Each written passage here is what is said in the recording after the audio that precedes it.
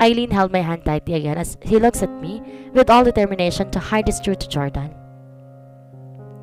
This time, choose to be happy. Spare yourself from all the pain. Tama ng pagpapakatanga. Tama ng pagpakabayani sa pagmamahal mong yan.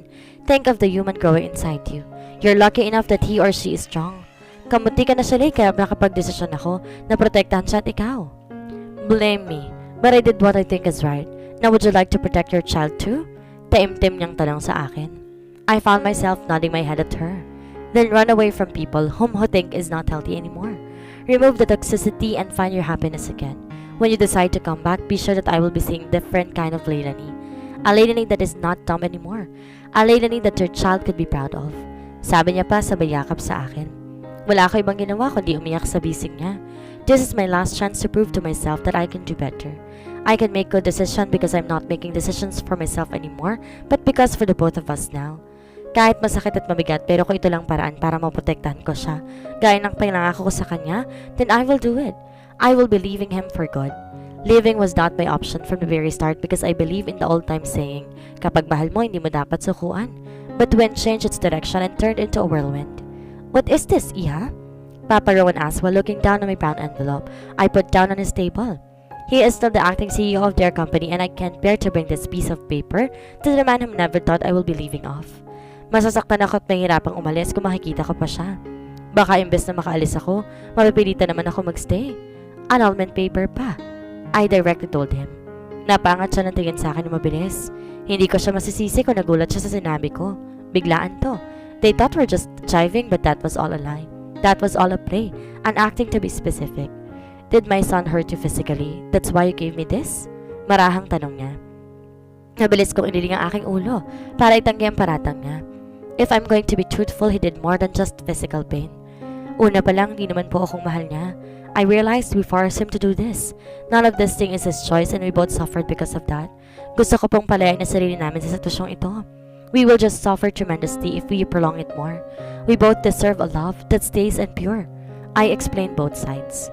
Kahit paano hindi ko gustong siraan siya sa daddy niya dahil di naman niya ako gaganituhin kung hindi lang siya napilitan sa relasyong to.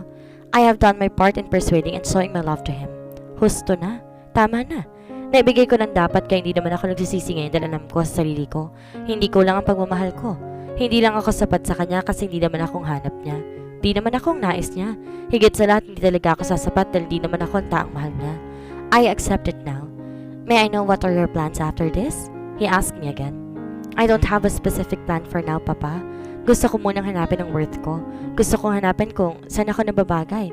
I was lost and never been found right now. That was my goal after this, I told him. I saw him sigh and he stood up and went to me.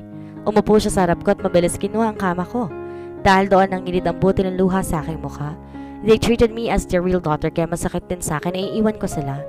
I won't stop you for doing what you desire. First of all, I want to apologize for the trouble I put you into.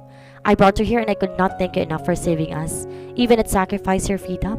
Madamdaming wika niya sa akin, habang hawak pa rin ang aking kamay. Nangihinayang lang ako na hindi nakita ng anak kong sinayang niya. His shoulder equaled. Pa, don't blame yourself for dragging me to this. Because I never regretted my decision. I was the luckiest woman who married the man of her dreams, but unfortunately, I was not the woman of his dreams. That's why I cannot fully happy with it. It is the only thing if we accept things, if we can free ourselves from pain. I let all the courage I had inside in my chest while saying it without breaking my voice. Iniisip ko na lang kayon, lilisan man ako ngayon, may witwit pa rin akong alaala sa kanya. Freedom is always a choice and this is the choice I will be making. O Iha, napadalaw ka. Bungad sa akin ni Mama na biglang yakapin ko siya mula sa likod pagkarating ko. Naabutan ko sila ni Daddy na mag-uusap dito sa lanay ng bahay namin. It's been a while since I last visited here. I miss the smell of the house and corners of the house. I have a lot of memories here and I will surely miss it.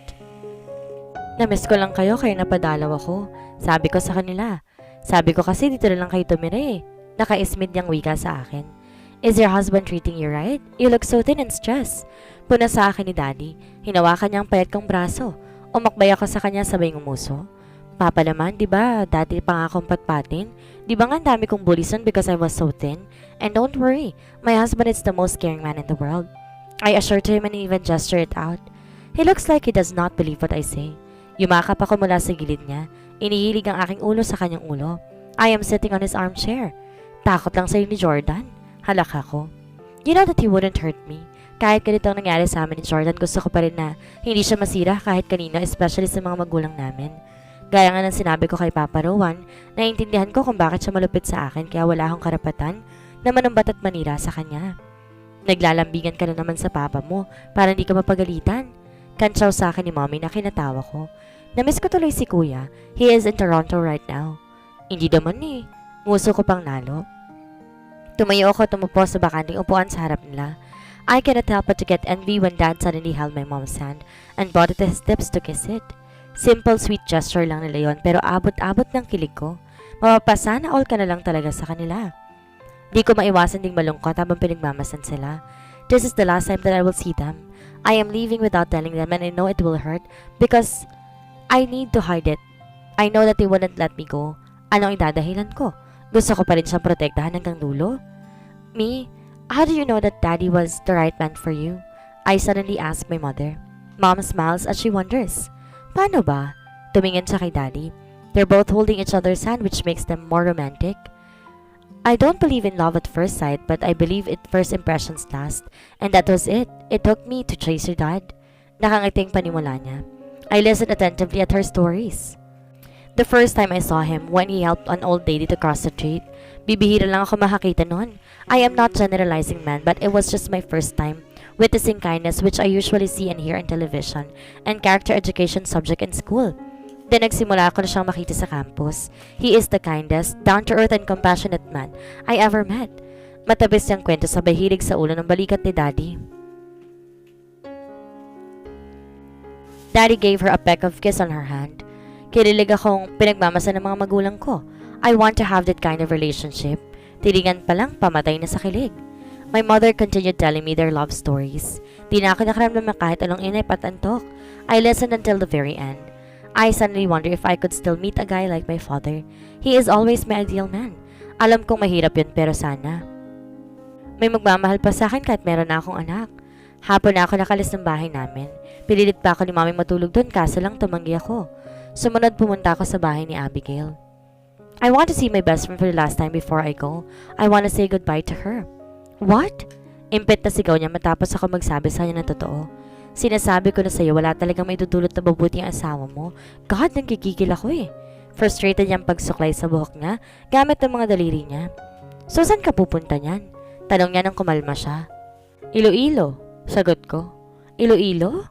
Nakataas ang isang kilay niyang tanong. May kakilala ka ba doon? O sisa niya? Sa totoo naman wala. Eileen told me meron silang ancestral house doon na pinamana sa kanya ng lolo niya. Sabi ko naman pansamantala lang kami doon dahil gusto ko matutong mamuhay na mag-isa. Nung una tumanggi ako pero pinagpilitan ko pa rin ang gusto ko. Tutulungan ako ni Eileen makapagsimula. Sabi ko, isa pang babaeng yun, nagsasarili na kayo ha? Nagtatampo niyang saan. I immediately moved near to her. I held her hand. That is why I'm here. Ipapaalam ko sa indesisyon ko dahil ayoko magtampo ka sa akin. Pangako mo lang na walang dapat makakalam kung saan ako. Only you and Eileen knew where I am. Maayos kong pakiusap sa kanya. Bumuntong hininga siya. Ano pa nga bang gagawin ko? Ipangako mo na lang sa akin agad mo akong tatawagan kapag may nangyari sa iyo doon. Malaki man o maliit na aberya. Diin niya sa akin. I smilingly nodded my head at her. Hay nako, kung di lang kita mahal, magtatampo na talaga ako eh. Ngayon mo lang sinabi na may inaanak na pala ako. Inimbitan mo ako sa binyag dahil kung hindi, lalagutan kita ng hininga. Bruha ka. Kabilin-bilin na niya sabay hila sa akin para yakapin. I hugged her back. I'm smiling widely because of the gladness I'm feeling right now. Isa si Abigail sa mga hindi umalas sa tabi ko kapag kailangan ko at kahit lawag sa loob niya ang pagpapakasal ko kay Jordan, she still supported me. Pinapagalitan niya lang ako kasi mahal niya ako kaya malaking pasalamat ko na naging magkaibigan kami. Buti naman natauhan ka na. Pumupukin na sana kita ng bato eh. Reklamo niya kaya natawa ko. Hindi ako natauhan, natanggap ko lang. Pagbibigay linaw ko. She rolled her eyes on me, annoyed that I corrected her. I laughed a little. The next day, Eileen and Abigail sent me off in the airport. Until now, naghihintay ako ng message niya kung saan at kamusta ako. Simula na makalabas ako ng hospital, di na ako umuwi ng bahay namin Jordan. The more I stay here, the more it prevents me from going. Actually, nasasaktan ako dahil masana napapatunayan ko na baliwala lang ako sa kanya, na wala akong halaga sa kanya. For 2 days I haven't heard from him makes me more determined to free him. Na tama tong gagawin ko. Mag-ingat ka doon ha? Sure ka bang ayaw mo akong isama doon? Pamimilit pa ni Abigail sa akin. E di na-trace pa kung saan siya pupunta. Sigaw sa kanya ni Eileen. Humaba ang uso niya sabay irap ng mga mata niya. Hindi man nga hinahanap, ipapatrace pa. Puputi mo ng uwak, no? She fired back. Hinampas siya ni Eileen sa braso sabay panandalatan ng mata para sabing nandito ako sa tabi nila. Truth hurts. Guys, baka mamaiwan pa ako ng eroplano. I have to go. Putol ko sa kanila. Parehas na nubeg ang mga mata nila kaya hindi ko na rin maiwasan na mahawa sa kanya. Unang yumakap sa akin si Eileen. Sumunod si Abigail. I will miss you, Lay. Naluluhang saan sa akin ni Abigail. Me too. I will miss you both. I told him while forcing a happy smile. Call me when you get there, okay? Bilin sa akin ni Eileen. Tumango ako agad sa kanya. We waved our hands goodbye when we heard an announcement of my flight. It is a painful goodbye for us and I don't know when will be the next time we'll see each other. Before I take a step again, I glanced back. Around them, I released a long and deep sigh. Goodbye, my love. 6 years later. Ay nako, Stream. Madumi ka na naman. Ngalot ka't sa mama niyo mo na yan. Dinig kong pananakot ni Bella. Agad kong tinigilan ng pag-check ko ng papers at saka bumaling sa kinaroroonan ng anak ko. Napaismid ako sa nakikitang madungis sa bata nang iting-iti pa sa kaharap ko. Ay, Diyos mio, Cara Mia. Sa diin ka naghalin liwat? San ka na naman galing? Tili naman ang kakapasok na si Ricky sa anak ko. Tumayo ako at lumapit sa kanila. Nakapamewang kong humarap sa kanya kaya agad siyang nagbaba ng tingin. Sabay tago ng kanyang kamay sa likod niya. Kanina kaya agad siyang nagbaba ng tingin sabay tago ng mga kamay sa likod niya. Ang puting uniforme niya naging kulay kayo manggina. Napabuntong hinila lang ko sabay dumukwang palapit sa kanya. Stream, ano namang ginawa mo ngayong araw na to? Kalmado kong tanong sa kanya. Nagangat siya ng tingin sa akin. Kasi mommy, tinulak ni Hana si Esther ulit. Kaya tinulak ko din si Hana tapos po nakisama mga kaibigan di naman kagandahan ng ipit ng buhok. Tapos po natumba ako sa putikan ng tinulak ako na malakas ni Hana. Di ba po masamay na away ng kapwa? Kalaw ay sa ila ka bonding? Kapangit nilang ka bonding. Mahabang kwento niya. Ang dalawa naming kasama, napatawa sa huling sinabi niya. Stream is a talkative type of kid, way far from me. Baka nga minanan niya ito sa mga ninang niya. I released a long and deep sigh and I put my hands on her shoulder as I quatted to the level with her. Stream, di ba? Sabi ko sa'yo magsabi ka sa teacher mo o kahit sa teacher para pagsabihan sila Hana, you must not do it again, okay? Masama yung pumapatol ka sa kanila. Let your teacher handle it. Mahinahon kong pangalan sa kanya. At di maganda yung mga nasasabi kang hindi magaganda sa kapwa mo. Dagdag ko pa. Halos araw-araw lang ata, pinatatawag ako sa classroom nila dahil sa away batang issue. Ewan ko ba sa batang to? Tako gulo lagi. Sorry po, mommy. I won't do it again. Palanggata ka. I love you. Malambing yung turan sa akin. Lumambot ang puso ko sa sinabi niya. Hinawakan ko niyang pisngit saka ngumiti sa kanya. Mas palanggata ka, I told her. Alam niyo minsan, hindi ko alam kung nanonood ba ako na maalaala mo kaya. Ang sweet niyong mag-ina. Komento ni Bella. Tipid lang ako napangiti sabihin ng ulo ko sa sinabi niya. Buti na lang dala ko ang PE uniform niya kaya nakapagbihis siya ng bago. Half day lang sila lagi since kinder pa lang si Stream. Matapos ko siyang binihisan, pinaupo ko siya sa katabing lamesa ko tinayaan siyang mag-drawing ng kung ano-ano sa papel niya. I silently watched my daughter making some drawings. Stream is a perfect combination of us. She got her hazel brown eyes from her father. She got the shape of my face and my lips and I like that she got her dad's narrow nose. Mahaba din ang mga pilikmata niya kaya mas lalo siyang rumirikit. Marami nagsasabing maganda ang anak ko. I couldn't help not to thank them. It is a compliment. Mahaba rin ang bias ni Stream which is she got from her father's side. Pangalawa siya sa pinakamanta sa klase nila.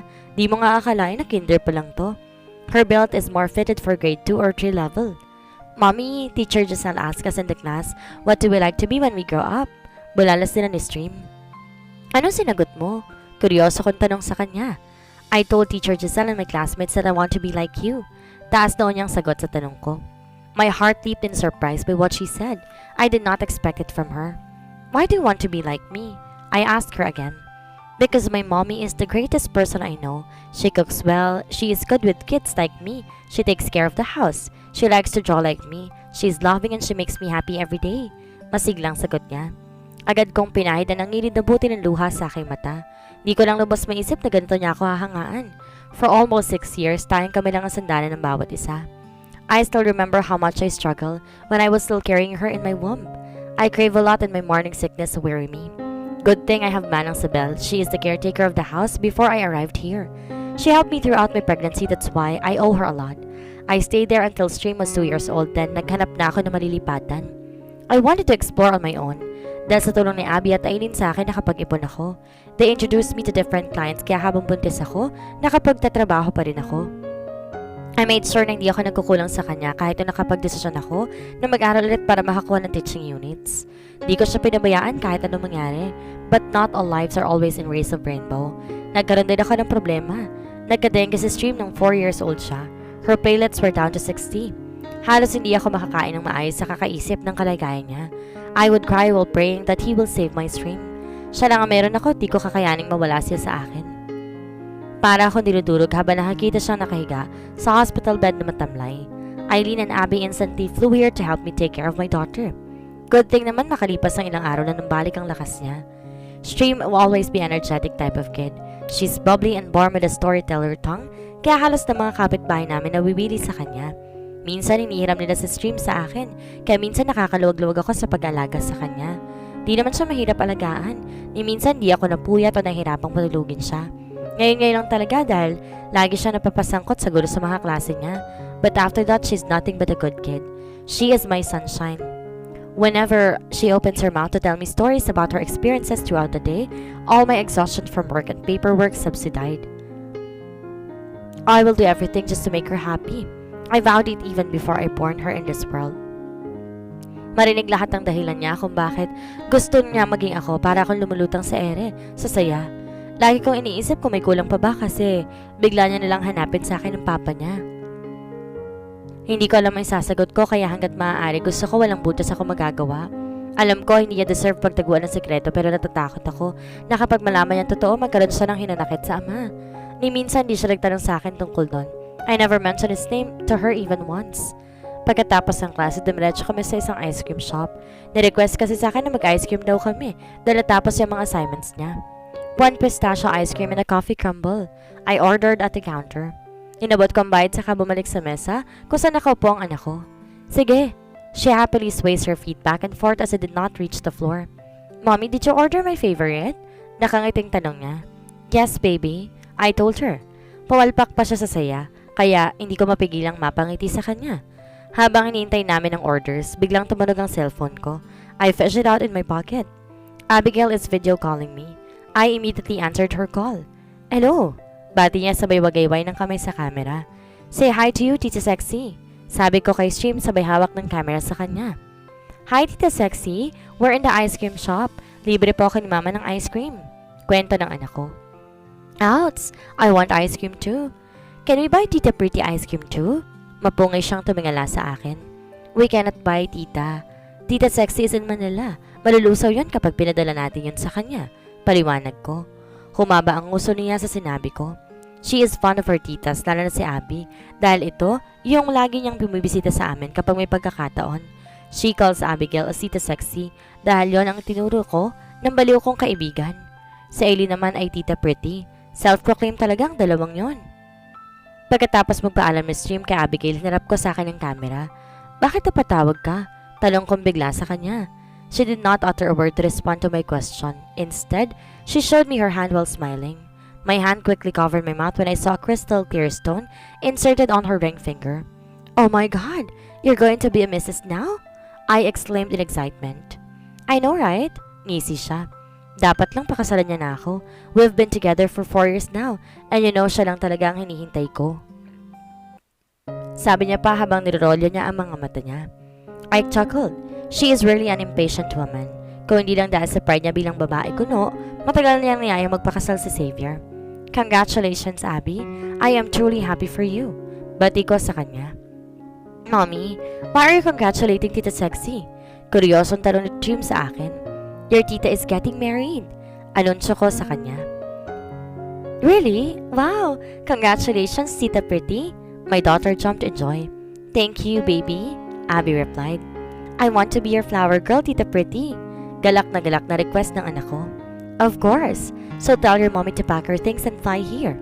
Mando niya sa anak ko. Mommy, let's go to Tita Pretty's wedding, okay? Excited na tulad niya sa akin. Magkasaklob pa ang kanyang mga kamay na para bang nagmamakaawa siya sa akin. Hindi ako nagsalita. Tangiti lang na ibigay ko sa kanya. Going back to the city I chose to left 5 years ago is a big risk. I might encounter him there. Hindi totoong malawak ang mundo dahil kapag meron kang pinagtataguan, maliit lang ang mundo nyo. The thought of encountering him again is a mixture of worriedness and scared. I am worried that if he happens to learn about his daughter, he will take her away from me and it scares me to death. Stream is my sunshine and my breath. Kapag mawawala siya sa akin, ikamamatay ko.